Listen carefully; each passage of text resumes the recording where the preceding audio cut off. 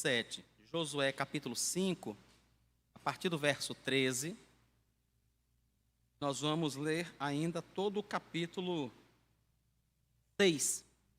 Diz assim o texto: Quando Josué estava perto de Jericó, levantou os olhos e olhou, e eis que se achava em pé diante dele um homem que trazia na mão uma espada. Josué se aproximou dele e perguntou: Você é dos nossos ou dos nossos adversários? Ele respondeu: Não sou uma coisa nem outra. Sou príncipe do exército do Senhor e acabo de chegar. Então Josué se prostrou com o rosto em terra e o adorou. E lhe disse: Que diz meu senhor ao seu servo? O príncipe do exército do Senhor respondeu a Josué: Tire as sandálias dos pés, porque o lugar em que você está é santo. E Josué fez assim. Ora, Jericó estava rigorosamente fechada por causa dos filhos de Israel. Ninguém saía, ninguém entrava. Então o Senhor disse a Josué: Olhe, estou entregando em suas mãos a cidade de Jericó, o seu rei e os seus valentes. Vocês, todos os homens de guerra, devem rodear a cidade, marchando ao redor dela uma vez. Façam isso durante 6 dias. 7 sacerdotes levarão 7 trombetas de chifre de carneiro adiante da arca. No 7º dia, rodeiem a cidade 7 vezes, e os sacerdotes tocarão as trombetas. Quando eles tocarem longamente a trombeta de chifres de carneiro, e vocês ouvirem o som dela, todo o povo gritará bem alto, a muralha da cidade cairá, e o povo subirá nela, cada qual em frente de si. Então Josué, filho de Num, chamou os sacerdotes e disse: Levem a arca da aliança, e 7 sacerdotes levem 7 trombetas de chifre de carneiro adiante da arca do Senhor. Ele disse ao povo: Avancem e rodeiem a cidade, e quem estiver armado passe adiante da arca do Senhor. E assim foi que, como Josué havia falado ao povo, os 7 sacerdotes, com as 7 trombetas de chifre de carneiro diante do Senhor, passaram e tocaram as trombetas, e a arca da aliança do Senhor os seguia. Os homens armados iam adiante dos sacerdotes que tocavam as trombetas. A retaguarda seguia após a arca, e as trombetas soavam continuamente. Mas Josué tinha dado ordens ao povo, dizendo: Não gritem, nem façam ouvir a sua voz. Não digam uma palavra sequer, até um dia em que eu disser gritem, então vocês gritarão. Assim Josué fez a arca do Senhor rodear a cidade, contornando-a uma vez. Depois voltaram a Arraial e ali pernoitaram. Josué se levantou de madrugada e os sacerdotes levaram de novo a arca do Senhor. Os 7 sacerdotes que levavam as 7 trombetas de chifre de carneiro diante da arca do Senhor iam tocando continuamente. Os homens armados iam adiante deles e a retaguarda seguia após a arca do Senhor, enquanto as trombetas soavam continuamente. No 2º dia, rodearam outra vez a cidade e voltaram para o arraial. E assim fizeram durante 6 dias. No 7º dia, madrugaram ao romper da manhã. E da mesma maneira, rodearam a cidade 7 vezes. Somente naquele dia, rodearam a cidade 7 vezes. E aconteceu que, na 7ª vez, quando os sacerdotes tocavam as trombetas, Josué disse ao povo: Gritem, porque o Senhor está entregando a cidade a vocês. Porém, a cidade será condenada, ela e tudo o que nela houver. Somente ficará viva Raabe, a prostituta, e todos os que estiverem com ela em casa, porque escondeu os mensageiros que enviamos. Quanto a vocês, cuidem para não ficar com nenhuma das coisas condenadas, para não acontecer que depois de as terem condenado, vocês as tomem para si. Neste caso, tornariam maldito o arraial de Israel e trariam confusão a ele. Porém, toda prata, ouro e utensílios de bronze e de ferro são consagrados ao Senhor e irão para o tesouro. Assim o povo gritou, e os sacerdotes tocaram as trombetas. Ao ouvir o som da trombeta, o povo gritou com toda a força. As muralhas ruíram, e o povo subiu à cidade, cada qual em frente de si, e a tomaram. Destruíram totalmente, a fio de espada, tudo o que havia na cidade, tanto homens como mulheres, tanto jovens como velhos, também bois, ovelhas e jumentos. Então Josué disse aos 2 homens que espiaram a terra: entrem na casa da prostituta e tirem-na de lá, com tudo o que ela tiver, como vocês juraram a ela. Então os jovens, os espias, entraram e tiraram Raabe, o seu pai, a sua mãe, os seus irmãos e tudo o que ela possuía. Tiraram também toda a sua parentela e os acamparam fora do arraial de Israel. Porém queimaram a cidade e tudo o que havia nela, tão somente a prata, o ouro e os utensílios de bronze e de ferro deram para o tesouro da casa do Senhor. Mas Josué conservou com vida a prostituta Raabe, a casa de seu pai e tudo o que ela possuía. E Raabe ficou morando no meio de Israel até o dia de hoje, porque escondeu os mensageiros que Josué tinha enviado para espiar Jericó. Naquele tempo, Josué fez o povo jurar, dizendo: maldito diante do Senhor seja o homem que se levantar e reedificar esta cidade de Jericó. Com a perda do seu primogênito, lançará os seus alicerces, e à custa do filho mais novo, lhe colocará os portões. Assim o Senhor estava com Josué, e a fama dele se espalhou por toda a terra. Amém. Vamos orar ao Senhor, irmãos. Senhor Jesus, nós louvamos o teu nome, te bendizemos por todas as vitórias que o Senhor mesmo concedeu ao teu povo. Entendemos que a conquista da cidade de Jericó foi realizada pelo Senhor, através do povo que o Senhor elegeu e chamou para este propósito. Mas somente o Senhor poderia ter derrubado aquelas muralhas. E fez isto em cumprimento da tua promessa, Pai. Por isso nós te adoramos, bendizemos o teu santo nome e te glorificamos, porque sabemos que a tua promessa permanece para sempre. O Senhor havia prometido isto a Abraão centenas de anos antes daquele dia. E anos e anos e anos depois, Abraão já estava recolhido, já estava com o Senhor, todo o seu antepassado já estava com o Senhor, mas o Senhor cumpriu a sua promessa naquele dia e entregou a terra de Jericó aos descendentes de Abraão.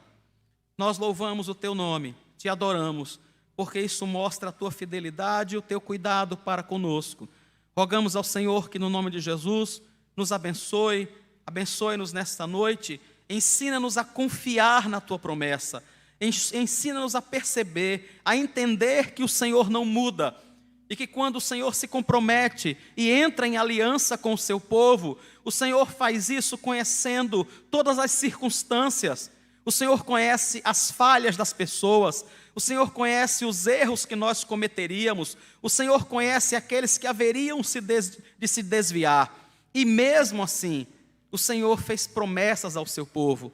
Nós louvamos e bendizemos ao teu santo nome, porque a tua aliança para conosco é muito maior do que a nossa capacidade de errar, de nos desviarmos e de ofendermos o teu santo nome. Nós te louvamos e te adoramos por isso, grandioso Deus e soberano Senhor. Traz este entendimento ao nosso coração nesta noite, para que, convencidos disso, possamos nos prostrar em adoração, sabendo que o Senhor é muito maior do que tudo isso, é muito maior do que nós podemos compreender. Por isso nós te louvamos e, ansiosos, esperamos o dia em que estaremos diante da tua face no céu, aonde compreenderemos muito mais do que agora, e por isso te adoraremos muito mais, te amaremos muito mais e permaneceremos em verdadeira adoração diante do Senhor pelos séculos dos séculos. Nós te oramos, Pai, no santo nome de Jesus. Amém. Vamos cantar ao Senhor, irmãos.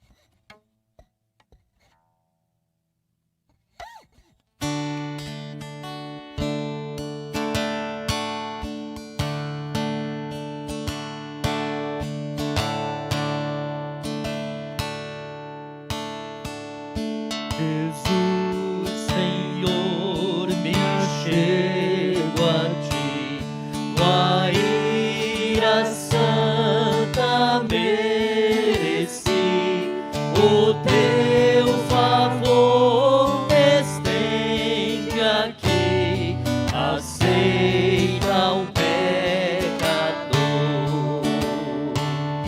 Eu venho como estou, sim, venho como estou, porque Jesus por mim morreu. Eu venho como estou. As minhas culpas grandes são, mas tu que não morreste em vão, me podes conceder perdão. Aceita o pecador.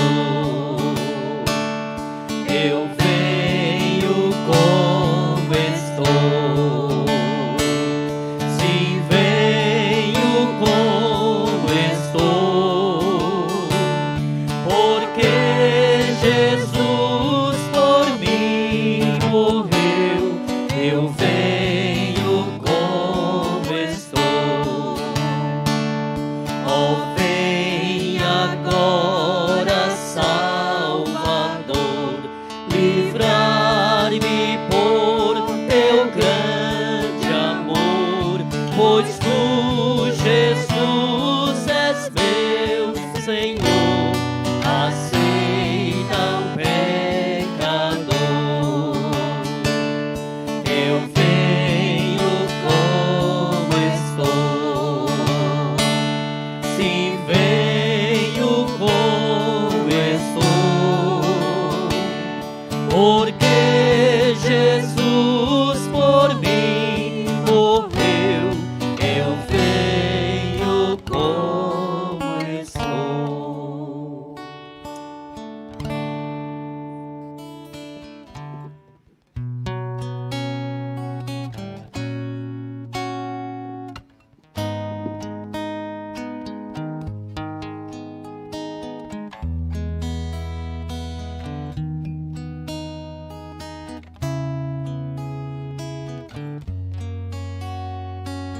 Flua em mim, Senhor, a tua graça.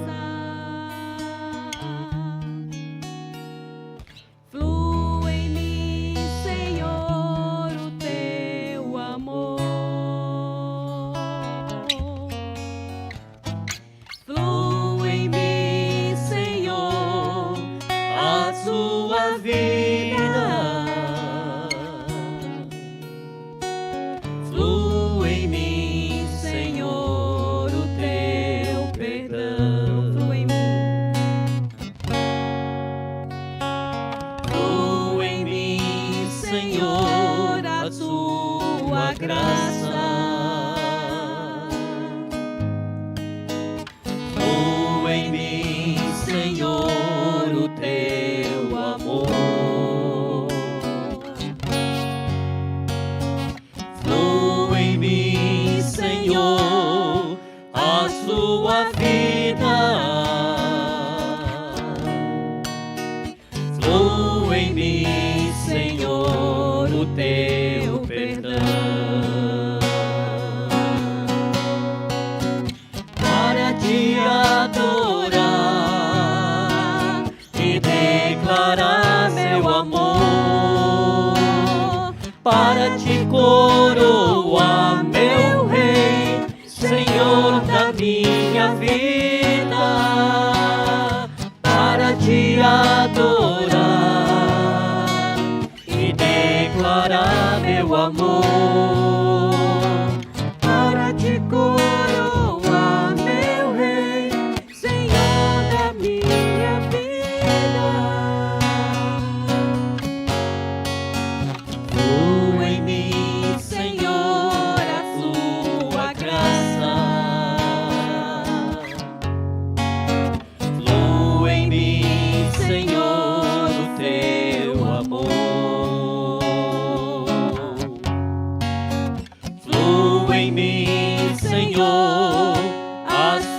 minha vida. Flua em mim, Senhor, o teu perdão. Te adorar. Para te adorar e declarar meu amor, para te coroar, meu Rei, Senhor da minha vida, para te adorar e declarar meu amor, para te coroar, meu Rei, Senhor da minha vida.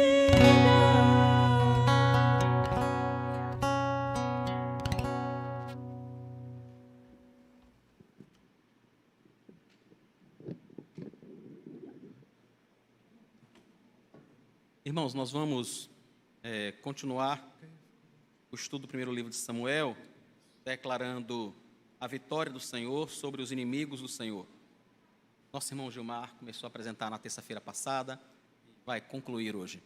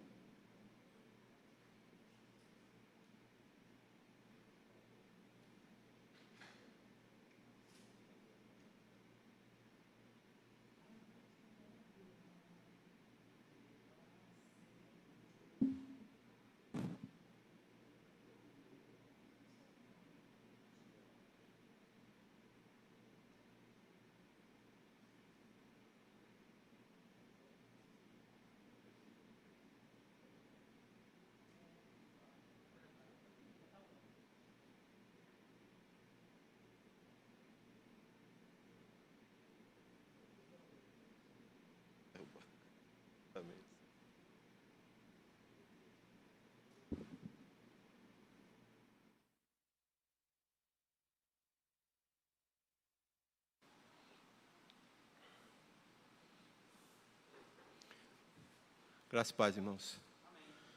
Vamos então continuar o aprendizado da palavra do Senhor, que nos motiva à oração, no estudo do primeiro Samuel, primeiro livro do profeta Samuel, capítulo 17. E vamos ler de onde nós paramos, no caso, então, específico, os versículos de número 17. E aí depois eu farei um breve resumo do que vimos até agora. Me permitam ler, então, até o final, porque depois vamos apenas ressaltando as ênfases do texto. 1 Samuel 17, versículo 17, entrando no capítulo 18, diz a palavra de Deus assim: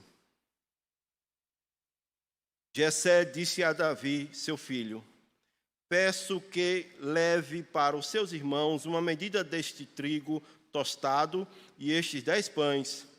Corra e leve isso para os seus irmãos no acampamento.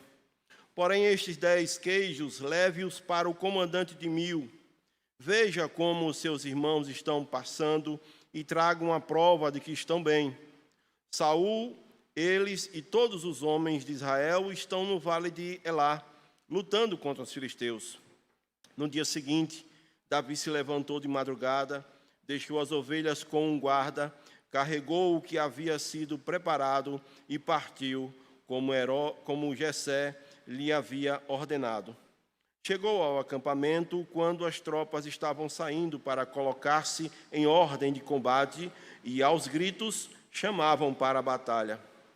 Os israelitas e filisteus se puseram em ordem, fileira contra fileira. Davi deixou o que havia trazido aos cuidados do guarda da bagagem e correu para a batalha. Quando chegou lá, perguntou a seus irmãos se estavam bem. Enquanto Davi ainda falava com eles, eis que vinha subindo do exército dos filisteus o guerreiro, cujo nome era Golias, o filisteu de Gate. E falou as mesmas coisas que havia falado anteriormente, e Davi escutou. Todos os israelitas, vendo aquele homem, fugiram dele com muito medo, e diziam uns aos outros: vocês viram aquele homem? Ele veio para afrontar Israel. O rei dará muitas riquezas para quem matar aquele homem. Também lhe dará filha em casamento, e a casa de seu pai isentará de impostos em Israel. Então Davi perguntou aos homens que estavam perto dele: o que será dado ao homem que matar esse filisteu e livrar Israel de tal afronta? Quem é esse filisteu incircunciso para afrontar os exércitos do Deus vivo? E o povo lhe repetiu as mesmas palavras, dizendo: é isso que será dado ao homem que o matar. Eliabe, o irmão mais velho, ouviu Davi falando com aqueles homens, e ele ficou irado com Davi e disse: por que você veio para cá? E com quem você deixou aquelas poucas ovelhas no deserto? Sei que você é presunçoso e mau. Você veio aqui só para ver a batalha. Davi respondeu: o que foi que eu fiz agora? Apenas fiz uma pergunta. Então Davi se desviou dele na direção de outro e fez a mesma pergunta, e o povo lhe deu a mesma resposta de antes. Alguns homens que tinham ouvido as palavras de Davi foram anunciá-las a Saul, que mandam chamar Davi. Davi disse a Saul: que ninguém desanime por causa dele. Este seu servo irá e lutará contra esse filisteu. Porém Saul disse a Davi: você não poderá ir contra esse filisteu para lutar contra ele. Você ainda é jovem, e ele é guerreiro desde a sua mocidade. Davi respondeu: este seu servo apacentava as ovelhas do pai, quando vinha um leão ou um urso e levava um cordeiro do rebanho, eu saía atrás dele, batia nele e livrava o cordeiro da sua boca. Se ele se levantava contra mim, eu o agarrava pela barba e o golpeava até matá-lo. Este seu servo matou tanto o leão como o urso. Este filisteu incircunciso será como um deles, porque afrontou os exércitos do Deus vivo. E Davi continuou: o Senhor me livrou das garras do leão e das garras do urso, e me livrará das mãos deste filisteu. Então Saul disse a Davi: vá, e que o Senhor esteja com você. Saul vestiu Davi com a sua própria armadura, pôs um capacete de bronze na cabeça dele e o vestiu com uma couraça. Davi cingiu a espada sobre a armadura e tentou andar, pois jamais a havia usado. Então Davi disse a Saul: não posso andar com isto, porque nunca o usei. E Davi tirou aquilo de sobre si, pegou o seu cajado na mão, escolheu 5 pedras lisas do ribeiro e as pôs no alforje de pastor que trazia consigo, e com a sua funda na mão foi na direção do filisteu. O filisteu também vinha caminhando e se aproximava de Davi, tendo à frente dele o seu escudeiro. O filisteu olhou e, vendo Davi, o desprezou, porque era apenas um moço ruivo e de boa aparência. O filisteu disse a Davi: será que eu sou um cachorro para que você venha contra mim com pedaços de pau? E pelos seus deuses o filisteu amaldiçoou Davi e disse mais a Davi: vem aqui e eu darei a sua carne às aves dos céus e aos animais do campo. Davi, porém, disse ao filisteu: você vem contra mim com espada, com lança e com escudo. Eu, porém, vou contra você em nome do Senhor dos Exércitos, o Deus dos exércitos de Israel, a quem você afrontou. Hoje mesmo o Senhor entregará você nas minhas mãos. Eu o matarei, cortarei a sua cabeça, e hoje mesmo darei os cadáveres do arraial dos filisteus, as aves dos céus e as feras da terra. E toda a terra saberá que há Deus em Israel.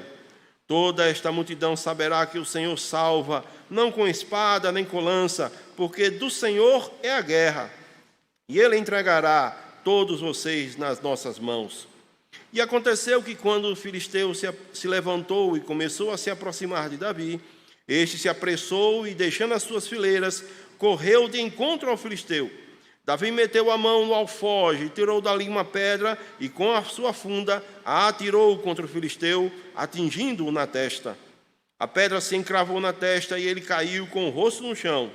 Assim Davi derrotou o filisteu com uma funda e com uma pedra. Ele o derrubou e o matou. Não havia nenhuma espada na mão de Davi.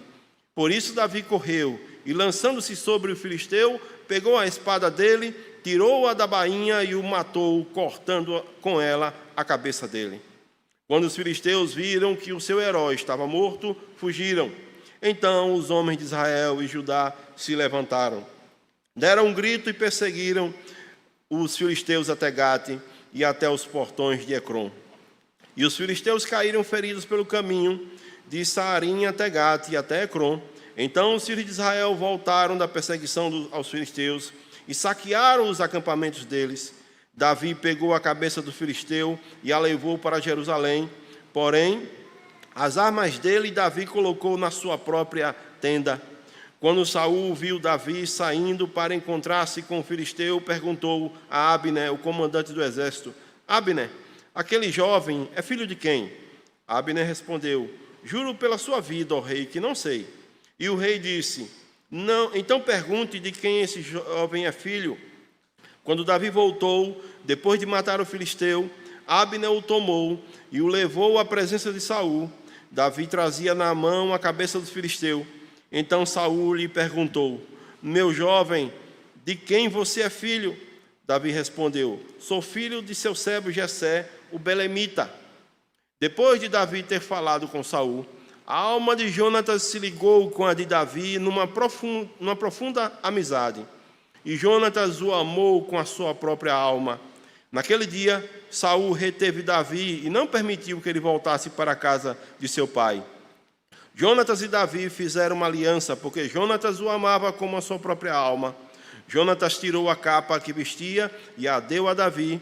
Deu também a sua armadura, inclusive a espada, o arco e o cinto. Davi saía aonde quer que Saul o enviava, e tinha êxito, de modo que Saul o pôs sobre as tropas do seu exército. E Davi era benquisto de todo o povo e até dos próprios servos de Saul. Amém. Oremos. Senhor, aqui foi lida a tua palavra, diante do teu povo. Fala ao nosso coração, pelo teu Santo Espírito, em nome do teu Filho amado Jesus. Amém. Irmãos, estamos então dando continuidade ao aprendizado iniciado na semana anterior, concluindo essa etapa para prosseguirmos no ensino do texto no profeta Samuel. E o que vimos até aqui nos faz lembrar o seguinte, que a nossa confissão de fé, o que nós cremos e professamos, confirma que cremos piamente que Deus decreta os fins e Ele providencia os meios para chegar naquele fim. Dessa forma, Ele decreta, determina qual é o fim, e para que aquele fim seja realizado, Ele providencia meios. Este capítulo 17 de 1 Samuel é a confirmação disto, no meu entendimento, é um dos exemplos disto nas Escrituras, que Deus já determinou claramente, decretou claramente, que levantaria um rei para o seu povo. Não é uma novidade que Deus então tenha permitido que o povo escolhesse um rei. Lá em Deuteronômio capítulo 17, ainda quando o povo estava no deserto, antes de entrar na terra prometida, Moisés advertiu ao povo que na terra prometida eles escolheriam um rei. Deus já preparou para este fim. As orientações de Moisés eram que esse rei, pelo menos, não voltasse para Faraó, para o Egito, para negociar cavalos, não ser seduzido pelo pecado de outrora, e que esse rei mandasse escrever e transcrever a lei do Senhor para que fosse lida para ele todos os dias, de modo que ele governasse o seu povo segundo a sabedoria de Deus. Deuteronômio 17. No tempo próprio, o povo escolheu um rei, mas não um rei segundo o coração de Deus. Sabemos a história, falamos na semana anterior, escolheram um homem segundo as outras nações. Um homem de porte, um homem bonito, mas um homem da tribo de Benjamim, no meu entendimento, algo que eles deviam ter escolhido se no tempo certo da tribo de Judá. Eu expliquei isso a partir da mensagem de Juízes, capítulo 1. O que temos então aqui é essa confirmação de que Deus não tem plano B. Na verdade, eu diria até que Deus não tem nem plano A, porque dizer plano A, na lógica, seria sugerir que haveria um plano B. Deus só tem um plano, é o seu plano. E Ele haverá de concluir e realizar seu plano em todas as partes, em todas as minúcias, conforme o seu interesse, conforme a sua vontade, já decretada desde a eternidade. Ainda que para isso Ele tenha que formar em nós Cristo, com dores ou com prazeres. E os seus servos provarão prazeres ou dores, mas para confirmar que em nós será formado Cristo. E estamos caminhando para a plenitude de Cristo. Esse capítulo, então, aqui, Mais do que, como eu disse na semana anterior, nos prendermos em pequenos detalhes da quantidade de pedras que ele pegou, como é que ele se projetou para esta luta, convém entender o seguinte: aqui é a confirmação de que Deus, para formar Cristo em nós, formar Cristo em seu povo, ele então prepara etapas que necessariamente exigirão confronto. Cristo é o nosso rei, e ele vence os seus e os nossos inimigos. E os nossos inimigos são também os inimigos de Cristo, quando nós assumimos que precisamos sermos mudados, por dentro principalmente. E aqui nós temos como que etapas do processo de Deus trabalhar comigo e com você, com o povo dele. Porque veja, não é apenas o fato de que, numa perspectiva cristológica, nós temos um representante de um lado e um representante de outro. Não apenas o caráter substitutivo de Cristo aqui, tomando o lugar do seu povo para ser sacrificado, indo para o sacrifício do seu povo, na figura aqui de Davi. Não é tão somente isso. Não somente apenas de Golias, o guerreiro do outro lado, que tinha uma aparência revestido de escamas, rememorando o conceito da antiga serpente, Satanás, o nosso inimigo. Não apenas uma afronta espiritual, quando ele vinha afrontar Israel, manhã e tarde, período do sacrifício, está lá em Êxodo capítulo 29, quando Moisés instituiu, da parte de Deus, as ofertas contínuas. Cada dia, todo dia, sempre, o povo deveria oferecer de manhã e no pôr do sol ofertas ao Senhor. Tempo de oração, tempo de comunhão com Deus era a afronta do inimigo. No período clássico que nós temos repetidamente dos 40 dias, tempo de provação, como Cristo passou seus 40 dias de provação também no deserto. Mas o que temos agora aqui, depois de termos visto que a confiança do povo foi perdida, e que começa a surgir um herói humano, aqui desprezado, desconsiderado, porque era pastor de ovelhas, nós vemos então que o inimigo se levanta, e ele se levanta afrontando a Deus, segundo e lutando pelos seus próprios deuses. Ele afronta a Deus no confronto espiritual, ele afronta a Deus também exigindo e amaldiçoando Davi pelos seus próprios deuses. Diz lá no versículo 43, você vem a mim com paus e pedras, e ele começou a amaldiçoar Davi pelos seus próprios deuses. Ora, diz o texto para nós, em Provérbios, capítulo 26, versículo 2, que tão certo como uma andorinha passa e voa alto, assim também, maldição sem causa não se cumpre. Uma coisa está longe da outra. Então não adiantava Golias empreender maldições sobre o povo de Deus. Já vimos essa história um pouco mais adiante na história da redenção, no período ali de Balaão, as maldições sobre o povo de Deus, que Deus transformou em bênção. Ora, a questão que se forma aqui é, humanamente temos uma lição para anotar aqui. E temos uma lição também espiritual. A lição humana é, Deus está agora consertando o erro do povo, confirmando um reinado de Davi, e aqui nós temos o momento inaugural do seu reinado. Davi foi ungido, e agora é o momento de apresentação para o povo. Este é o nosso herói, é este que devemos seguir. Não Saul que se acovardou. Ele é que vai à frente, não Saul que recuou. Ele é que se oferece por nós, não Saul que colocou suas tropas e ficou recolhido na sua tenda. Temos então aqui essa apresentação desse homem que luta pelo Deus vivo, que luta pela causa certa, uma luta espiritual. E para a transição desse governo, é o momento em que Davi está na barraca sendo coberto com as armaduras de Saul. Daí então ele fica tanto perguntando aos seus irmãos e às pessoas, o que farão com esse homem, o que farão com esse homem? E essa pergunta inquietou tanto que Saul manda chamá-lo. Então ele vai dizer, o que você quer? Você vai lutar? Então pelo menos se revista com as minhas armas humanas. E Davi disse, eu não sou acostumado com isso. Vai se apresentar tal como ele de fato costuma vivenciar. Aqui, quando Saul desiste de lutar pelo seu povo, e reveste ou tenta revestir Davi com a sua armadura, este é o momento histórico que Saul confirma a perda do seu reino. Veja, há um tempo espiritual e há um tempo cronológico, histórico.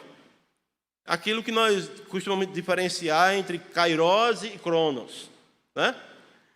No Kairos de Deus, Davi já tinha sido ungido, faltava agora o tempo certo de assumir o trono. No Kairos de Deus, Saul tinha sido rejeitado, faltava o Cronos agora dessa rejeição, dessa outorga do reino. Quando Saul reveste Davi com sua armadura, ele está ali, ainda que não conscientemente, mas cumprindo a vontade de Deus, que decretou os fins e providencia esse meio. E neste meio ele agora está outorgando o reino. Ele reconhece que ele não é líder suficiente para proteger o seu povo. Então envia o seu guerreiro Davi. Aqui é uma confissão de que ele de fato não pode se salvar. E aí eu volto para aquela ideia inicial que eu mencionei, de que Deus usará dores e prazeres para formar em nós Cristo. E Deus não trata conosco sem primeiro nos transformar por inteiro, a partir naturalmente do íntimo do nosso ser, do coração, que é corrupto. E isso não deixa de acontecer sem um confronto. Não porque tenhamos altura para resistir a Deus, não. É porque nós ainda, sem termos condições, resistimos. Somos teimosos, pecadores. E Deus então nos repreende mais e mais, na nossa incredulidade, na nossa dureza de coração. Há aqui o que os teólogos vão chamar de uma espécie de antítese. O evangelho não chega na vida do fiel sem mostrar a ele que ele precisa mudar. E para mudar, então, tem que haver um confronto. O fato de que Saul agora entrega sua armadura para Davi, ele está reconhecendo: eu estou rendido agora. Eu não sou líder. Eu não consigo representar o povo. Eu não posso oferecer salvação ao meu povo. Na nossa figura, nós, de certa forma, nos colocamos aqui no lugar de Saul. Nós não podemos nos oferecer salvação a nós mesmos. Nós não podemos nos salvar. Temos que, então, nos render ao campeão que pode lutar nossas lutas. Temos que nos render diante do rei que, de fato, pode nos reinar sobre nós e pode nos guiar e vencer por nós. Aqui temos a representação de um Saul fraco, derrotado e convencido de que não pode guiar mais o povo. E tanto mais quanto nós resistamos à chamada de Deus, tanto mais será difícil para nós, porque Deus cumprirá o seu intento. E se a chamada de Deus é eficaz, Ele vai nos chamar, Ele nos converterá a Ele mesmo. Converte-nos a Ti, ó Senhor. É a oração do profeta Jeremias. Converte-nos a Ti, seremos então convertidos. Entende isso? Não adianta o pecador resistir quando de fato Deus atinge o profundo do seu coração. Saul tentou resistir o máximo que pôde aqui, percebeu que ele não pode salvar o seu povo. Então Davi vai ao combate, mas não vai com as armas de Saul. Ele não vai oferecer salvação a Israel usando as armas antigas. Ele vai oferecer salvação a Israel usando suas próprias armas, tal como ele é. Já ouviu falar daquela expressão de que as pessoas querem dar um jeitinho nas coisas, um jeitinho no modo como Deus age em nossa vida. Deus tem o seu modo próprio de agir. E Ele agirá e não precisará dos nossos meios. Na verdade, na nossa confissão de fé, falando sobre a providência de Deus, diz que Deus, então, seus decretos Ele realiza, e para isso Ele vai providenciar os meios, Ele age com os meios, Ele age acima dos meios, Ele age até contra os meios, mas Ele age e realiza a sua vontade. E muitas vezes nós achamos que nós damos um jeitinho na vontade de Deus. Nós viemos aqui para a reunião de oração. O que é a oração se não isto? Este reconhecimento de que eu não posso realizar as coisas, é Deus quem realiza. E eu peço a Ele que assim realize. E quando eu oro, eu não quero orar para mudar a vontade de Deus. Eu não posso orar assim, porque é um erro, é elaborar em erro. É reconhecer que não podemos de nós mesmos. Na verdade, quando oramos, essa tem que ser a ideia correta. Quando oramos, é para que Deus mude a nós. Deus nos mude, não mudar a Deus. Compreende isso? Não é mudar a vontade de Deus, mas para que Deus mude a nossa vontade, para que nossa vontade se adeque e se encaixe segundo a vontade dEle. Seja feita a tua vontade, tanto na terra como nos céus. E na terra, sua vontade seja realizada como é realizada nos céus. Então, diz o texto aqui, que Saul acovardou-se, fez a outorga do reino, é a confirmação de que Davi certamente é o rei escolhido por Deus aqui, nesta confrontação de Deus em tratar de nós. Davi vai para o combate, conhecemos a história, Golias levanta ali maldições, mas ele vai em nome do Deus vivo. E note então, quando nós nos rendemos a Deus, aí sim, as coisas começam de fato a fluir, a acontecer em nossa vida.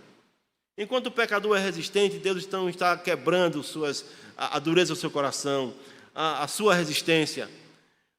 Quando então reconhecemos que nada somos sem o Senhor e Ele nos quebra por completo, essa chamada entrega, essa outorga do reino, ou seja, quando reconhecemos, olha, o meu coração não pode ser guiado por mim. Eu tenho que me entregar a Deus. A minha vida não pode ser guiada por mim. Eu tenho que entregar a Deus. É a outorga do meu autodomínio.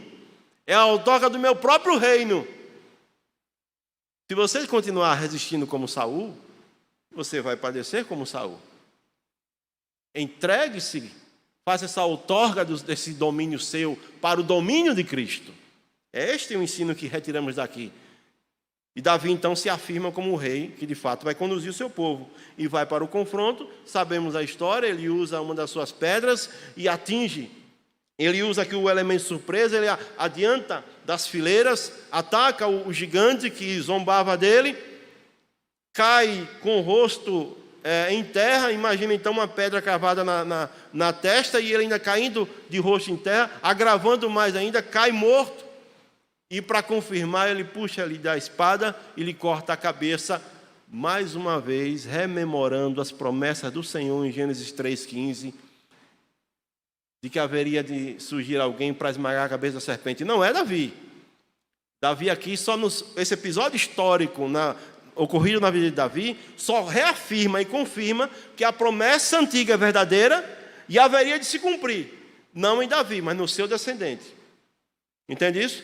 O evento histórico aqui, ele confirma que a promessa antiga é verdadeira e haveria de se cumprir como se cumpriu.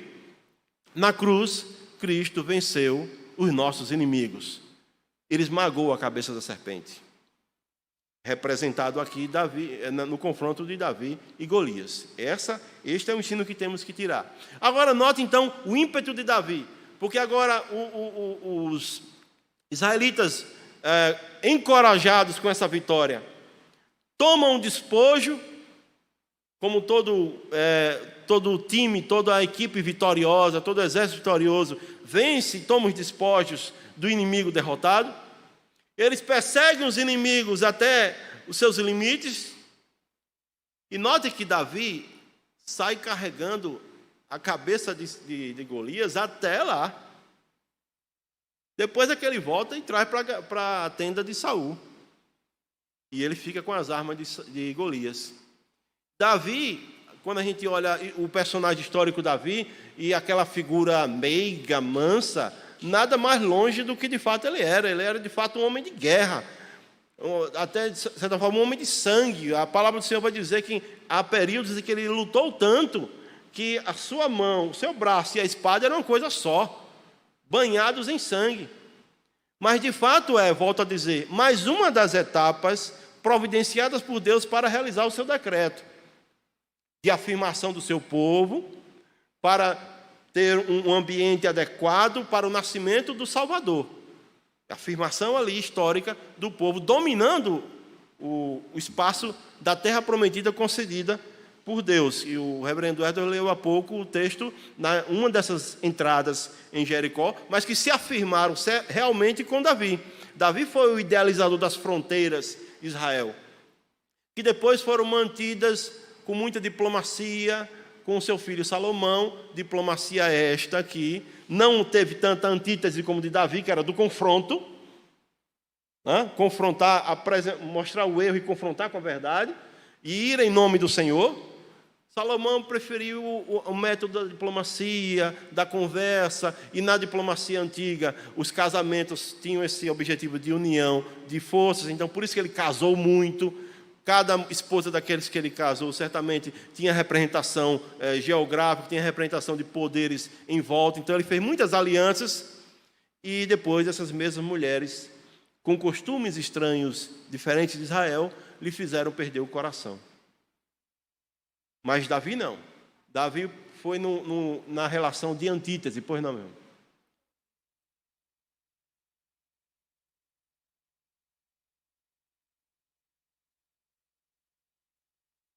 Eu não entendi. Quando Saul falou... Sim.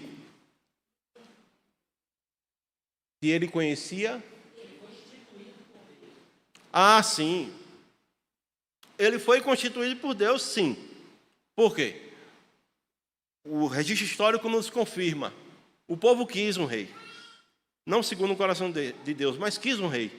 E Deus disse: Samuel, não chore por esse povo, manda o povo embora, eu vou indicar qual é o rei. Então Deus confirmou qual era o rei, mas confirmou como, volto a dizer, como uma das etapas de repreensão para o seu povo. Porque lembre-se, acabei de dizer há pouco, Deus fará uso de todas as ferramentas que Ele desejar para, por prazeres ou dores, nos levar ao seu fim, ao objetivo que Ele intenta para a nossa vida. No caso, Saul foi um meio de dores para o povo entender qual seria a vontade de Deus.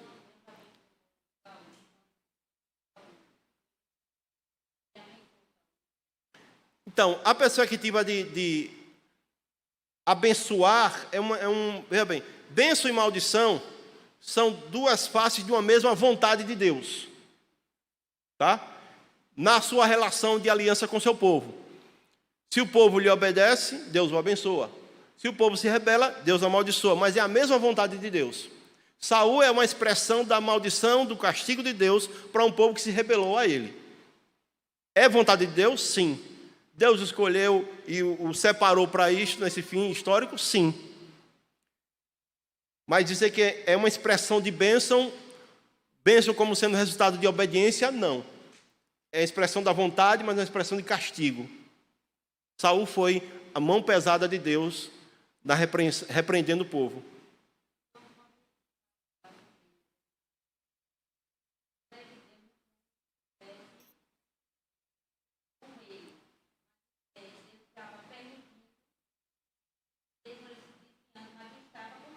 Sim, quando Saul assume o reinado, Deus não apartou-se do seu povo. Não. E Deus deu as vitórias que ele teve. Agora, sendo Saul a expressão do coração rebelde do seu povo, Deus castigando o seu povo através de Saul, as coisas que ele fez de errado não teve a aprovação de Deus. E aqui se confirma quando Deus diz: encontrei um que é segundo o meu coração. Ele substituirá Saul. Então lembre-se, lá em Deuteronômio 17, Deus já preparava e avisou a Moisés para dizer ao povo que no tempo certo de Deus, o Kairos, como dizemos no Novo Testamento, o tempo certo de Deus, no arranjo da história em que Deus vai providenciar as situações, surgiria um rei. Isso é fato. Agora,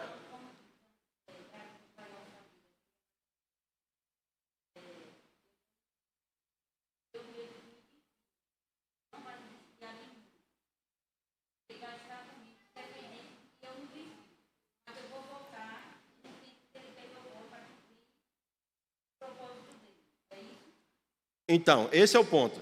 Eu posso dizer sim, porque Deus não tem Deus não tem como falei há pouco, não tem um plano B, não tem um arranjo. O seu plano é um só.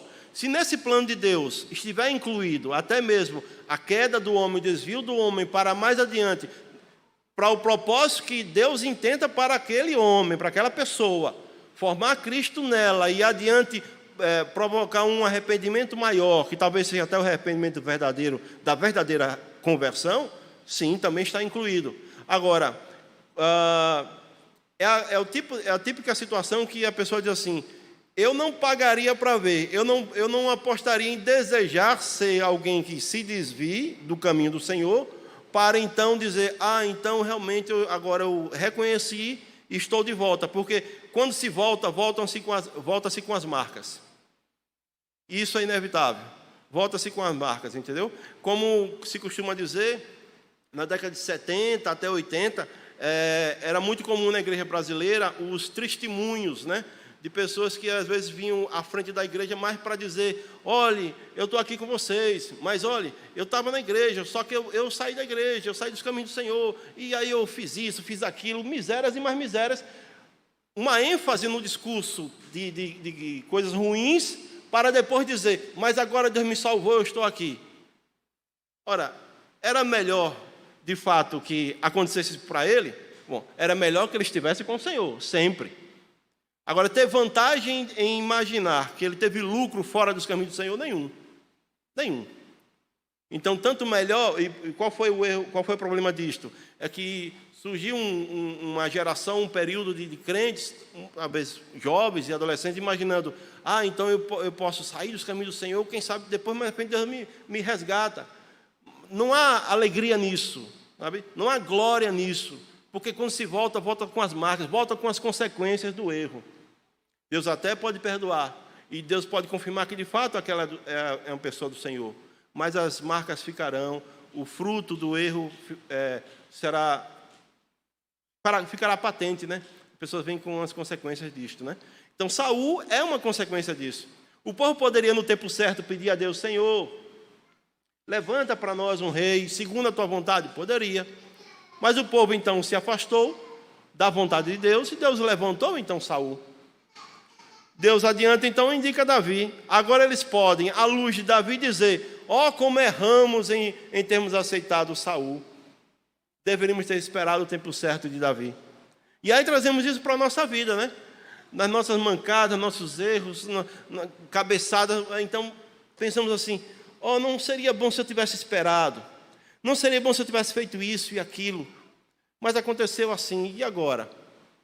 Entende o que eu quero dizer? Então, este é o ponto. E Davi, a relação de Davi e Saul é essa representação. O inimigo cai, conhecemos a história. O despojo é retirado, como no texto bíblico sempre nos afirma, e Paulo, no Novo Testamento, vai lembrar dos que entravam no Império Romano, o costume da entrada em triunfo.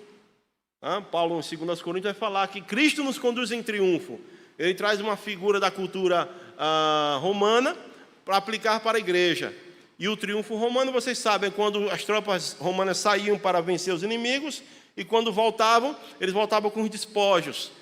As premiações que eles ganhavam lá, ouro, tudo podia saquear, e também as pessoas escravizadas, vencidas.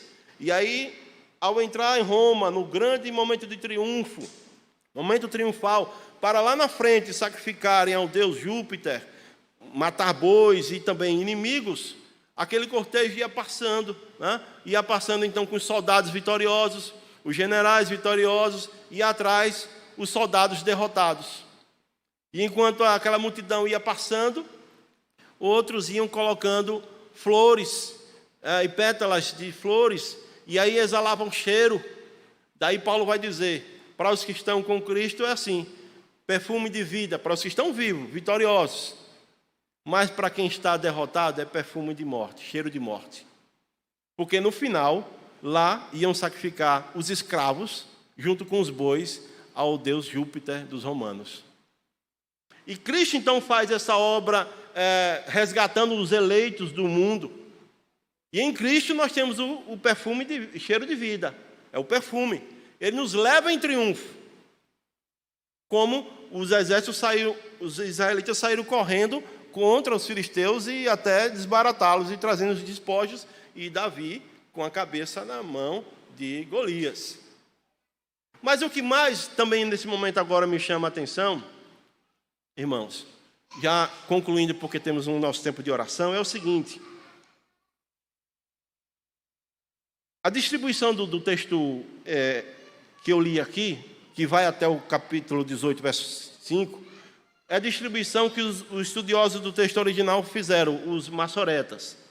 E eu fiquei perguntando por que é que eles dividiram isso e entraram no capítulo 18. Geralmente a gente divide por capítulo a porção estanque. E eles entram até o episódio lá do encontro de Davi com Jonatas. Davi ganha a confiança do exército. Davi recebe a outorga da confiança do reino de Saul. É o novo guerreiro que agora Saul não quer deixá-lo voltar. Ele tem que ficar perto para lhe apoiar. Vai ser aquela sua bengala de segurança. Mas o episódio do encontro de Jonatas é muito interessante. Por quê? Diz o texto que inicia-se ali uma grande amizade. E neste encontro, quando Davi sai de falar com Saul, Jonatas lhe entrega tudo o que ele tem: sua armadura, sua espada.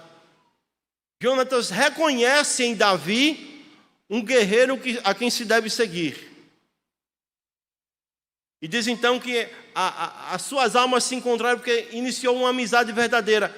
Jonatas rendeu-se ao reinado de Davi. Diferente de Saul, que ainda precisou ser confrontado com sua fraqueza, ele resistiu, mas teve que entregar o reino na figura de ter entregue sua armadura. Houve um confronto, uma antítese. Com Jonatas não. Jonatas reconhece Davi como líder. Jonatas reconhece Davi como guerreiro, como vencedor, como aquele em quem se pode confiar. Por isso a ideia de ter uma amizade de alma. Ele, de certa forma, lhe entrega a alma. Nele eu posso confiar até a morte. Sabe por que eu acho essa passagem muito bonita? Porque esta é a nossa representação. Semana passada eu iniciei lembrando o catecismo menor, quando na pergunta 26 diz das características do rei, ministério de Cristo como rei. Cristo vence os seus e os nossos inimigos. E nós então seguimos. Jonatas faz aqui com Davi uma representação do que nós temos que fazer diante de Cristo. Não há dúvidas de que Cristo é rei. Não há dúvida de que ele venceu o inimigo. Não há dúvida de que não há poderes maiores do que ele.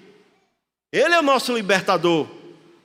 Não dos filisteus, mas da morte, do mundo, do mal, de nós mesmos, do nosso próprio pecado. Ele venceu por nós na cruz. Ele nos venceu. E como Jonatas, temos então que entregar plenamente a nossa alma a Ele e entrar nessa união de alma com Cristo, no que a teologia vai chamar de união mística com Cristo, essa união firme com o Senhor. Eu não tenho ninguém mais a quem recorrer senão a Cristo. Ninguém a quem me devotar plenamente senão a Cristo. Uma entrega plena e completa do meu ser a Cristo. Na formação de Cristo em nós, passa por essas etapas, inclusive da antítese, da apresentação do Evangelho, da mensagem que, para nós, uma mensagem que é ignorada pelo mundo, como Davi foi ignorado diante dos guerreiros, aquele homem que nem tinha experiência de guerra. Mas quando a mensagem chega e nos vence, como Davi venceu Golias, temos que nos render como Jonatas, e entrar em amizade profunda com Cristo, e segui-lo até a morte. Me faz lembrar, então, o lema dos moravianos. Cordeiro venceu, vamos segui-lo. Foi isso que Jonatas fez. É isso que temos que fazer.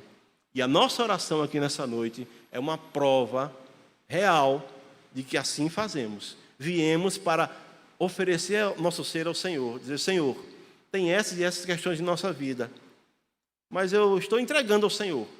para que o Senhor faça o que é melhor. O Senhor tem um melhor caminho, melhor solução, melhor resposta. Que o Senhor resolva essa questão. Eu estou entregue ao Senhor. Que Deus nos ajude. Amém. Senhor, tua palavra então foi colocada diante do teu povo. Que teu Espírito aplique em nosso coração. Amém.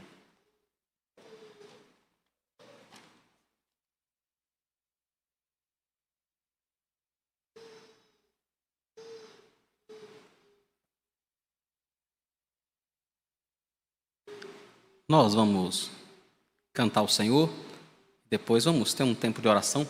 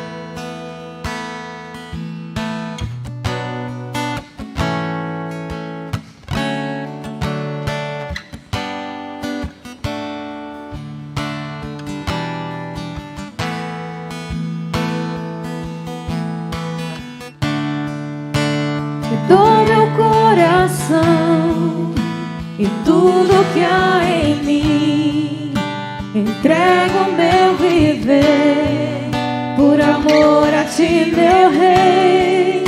Meus sonhos rendo a ti, minha vida eu te dou. O orgulho eu vou trocar pela vida do Senhor. E eu entrego tudo a ti, tudo a ti. E eu entrego tudo a ti, tudo a ti. Canta essa canção de entrega de Jesus, de o que o mundo dá, eu deixo aos pés da cruz, por conhecer a ti, a teu nome dá louvor, sentir tua alegria, partilhando tua dor. E eu entrego tudo a ti, tudo a ti. E eu entrego tudo a ti, tudo a ti.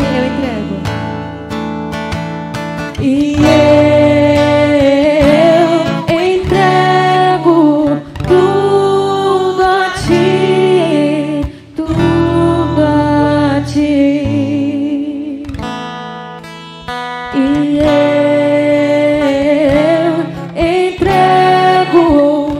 E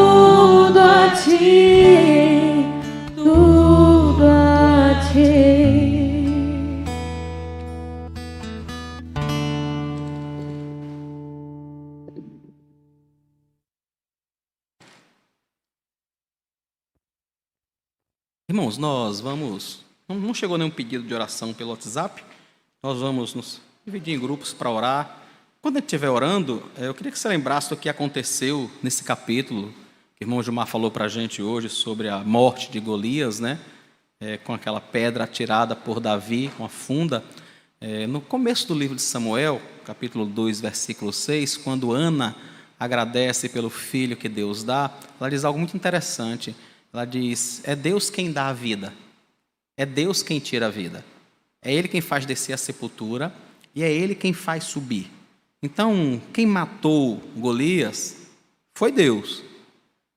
Davi, a funda e a pedra são apenas instrumentos de Deus. Mas só quem dá a vida é Deus, só quem tira a vida é Deus.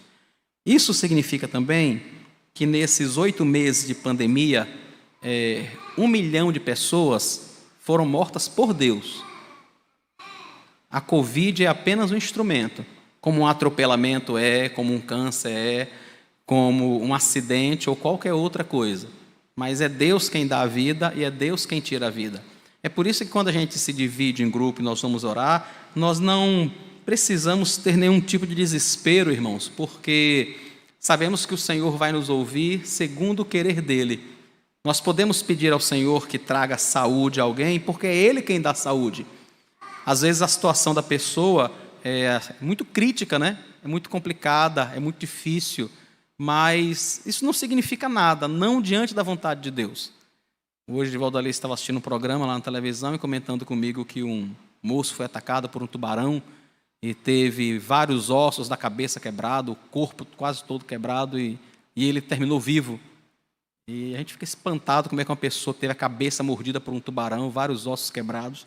Quando ela terminou de falar, eu estava lembrando disso, né? Quem tira a vida é Deus.